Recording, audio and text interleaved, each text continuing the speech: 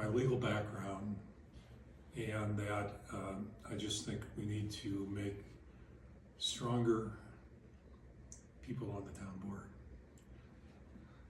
Have people that are better critical. Don't record this. Please don't This is record for this. you. No. No, this is so you can play it back.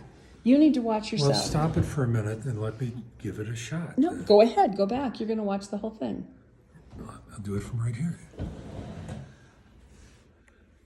So I'm running because I believe that I have the skills that are necessary to help move this town forward on a town board. I feel like the town board needs to be strengthened and get people who are more critical thinkers and who challenge the town staff more to make sure that the policies adopted reflect the will of the people. When you say critical thinking, are you saying that the people on the board aren't critical thinkers? I think there are some that are and some that aren't. What do you mean by critical thinking?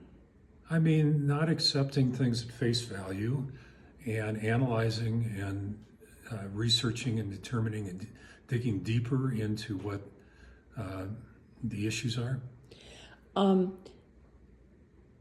So when someone in town is upset with something that's happened, say the closing of some situations at the hospital, even though the town board does not control the hospital, what's the role of the town board in providing services and making sure that the community has the things it needs? So the town board interacts with the hospital. We have memos of understanding with the hospital with various things, such as with respect to emergency services. And there are things, and so we do have contact with the hospital. So the town board's role is to understand people's thoughts about the hospital and how that might relate to the relationship between the town and the hospital. Yeah, but who cares what the hospital does or doesn't provide if the town, if all of a sudden the town no longer has in-home health care or in-home hospice, whose job is it to make sure that those services happen in this community? It's the community's job to determine what their alternatives are and how those services can be provided if the hospital isn't providing them. So, as a town board member, through all of this brouhaha, what has been your role in this? I've been listening to the comments from the community, trying to absorb and see what is practical and realistic in terms of providing those services in this community, given the size of the community, the remoteness of us from other facilities, things like that. So tell me a little bit more about your background as to why you think you have the right skill set to be a town board member. What other elected offices have you held? I've never had an elected office. I've had plenty of appointed offices. I have an attorney with 46 years of law practice as a business lawyer. I'm very familiar with reviewing and absorbing complex legal documents and financial documents, which are important if you're serving on the town board. And I am not intimidated by these long documents as well, and I try to absorb them, highlight the important parts of them, and then ask questions to the extent the questions arise from my mind as I review them. So a lot of people are very cynical about politicians. Once you throw your hat in the ring and you run for an office, are you a politician, and what distinguishes you differently than being a politician? Well, for one thing, I'm not beholden to a party. This is a nonpartisan position. It's very local. It's, I'm not looking for any sort of higher office or anything like that, so I'm not beholden to any political party or to any specific organization. So would you vote in favor of an increase in the compensation for town board members? Well, the way that works is if there is a vote on an increase in compensation for town board members, it doesn't take effect during the term of anyone who votes on it. So it only affects the compensation of subsequent town board members. And would I vote on it? Of course I'd vote on it, because part of the issue is compensation to town board members. There's significant commitment of time and effort, and they deserve some sort of compensation. So what is the right compensation for a town trustee? I think we've got it about right now. We've got about $11,000 for a town trustee. It's $15,000 for the mayor, but the mayor has a lot more duties than a town trustee does, and spends a lot more time.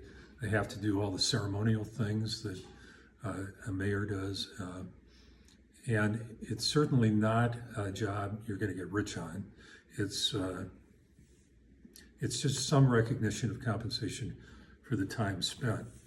What's your position between the pro and con of development in Estes Park, and what kind of development are you for, and what kind of development do you think you would oppose? Well, development needs to be done in a balanced way. You can't have no development, because the town will suffer over the long term with no development. And you can't have unrestrained development, because then you have strange sorts of relationships between various zoning districts that don't make sense. So we need a balanced approach, and we need to continue to have development on a reasoned and controlled basis. What's your position on increasing annexation in the community? Well, annexation is a complicated issue, because you have voluntary annexation and you have involuntary annexation. And most communities are very reluctant to ever do involuntary annexation. But they do voluntary annexation all the time, particularly when property in the county areas is being developed and they want to be part of the town because they want to get the benefits of some of the infrastructure of the town. So voluntary annexation has a very significant role to play in development generally, because you want to the extent you're having development in the county areas, it's desirable to have them as part of the town, so that they are voters, so they are participants in everything that happens during the town. And so we will continue to do voluntary annexation when the opportunities arise. You don't just do it to do it. You do it when development is happening. Access to politicians can be challenging, because sometimes there's a firewall that seems to be put up to provide a certain level of distance or protection. One of the opportunities that people have is that the small group conversations that are sometimes held. The trustee talks. The trustee talks. How often do you think those need to occur, and do you plan to participate in those? I will definitely participate if elected. They happen monthly. I think monthly is probably about the right amount. The key, though, I think, is for citizens to feel they can reach out to any of the trustees at any time for any purpose. And we provide emails and phone numbers for trustees. And I would encourage anyone, if they've got an issue they want to talk about affecting the town, to give me a call, and I will take your call. I'll sit down and meet with you one-on-one. I'll meet with groups if they want to meet with me.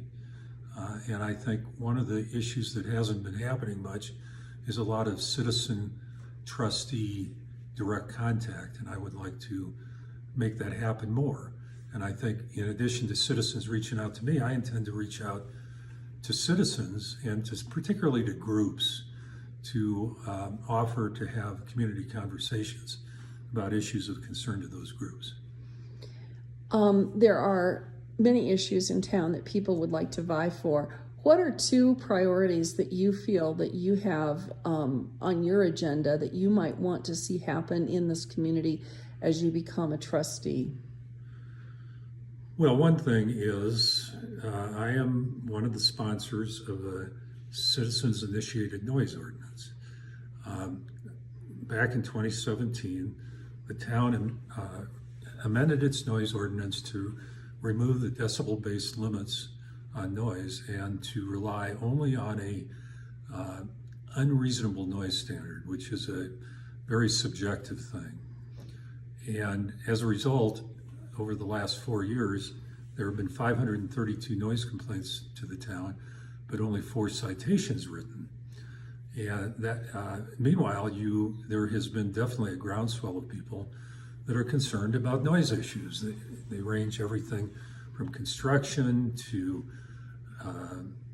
music venues to noise from short-term rentals, barking dogs, motorcycles and cars. So there are a variety of things that need to be addressed. But one thing that we need to have is a meaningful, objective-based standard to enforce. Now, you're not going to write a ticket every time. You shouldn't have to write a ticket every time. But it provides a standard that the citizens can abide by. They can understand, and that, the first time an officer comes, presumably it'll be a warning, and then you'll become aware that your noise is in excess of the limit. But repeated violations will result in a citation, and they should. We need to have something that is enforceable and that is objective and that will stand up in court should it have to go to court. Most of these won't, but you still want that objective standard so that people don't feel like it is arbitrary how the ordinance is being enforced. We have so many different taxing districts in our larger community area, the larger Estes network area. What do you think are the pros and cons of all these separate taxing districts, and would you propose any kind of changes in this plan? Well, there are a lot of taxing districts. It's somewhat unique to Colorado. I think it has some pluses and minuses, and I'm not prepared to say at this point that I'd make any changes. But the different districts, of course, have taxing authority, and so it makes it a little difficult for a citizen to judge the reasonableness of any individual taxing authority's budget, because it comes down to what it really affects in the property taxes. Now, our property taxes in Colorado are relatively low, so it's not that huge of a problem. But what it also does is it kind of silos government, for better or for worse. And as a result, the town, for instance, has memorandums of understanding with a lot of these different districts because there needs to be interaction between what the town does and what these districts do. And a great example is fire mitigation and the fire district. The city has a role in that, as well as the fire department. The fire department is largely a matter of fire control, but the city has a role in fire mitigation. Thank you for your time this afternoon, Mr. Brown.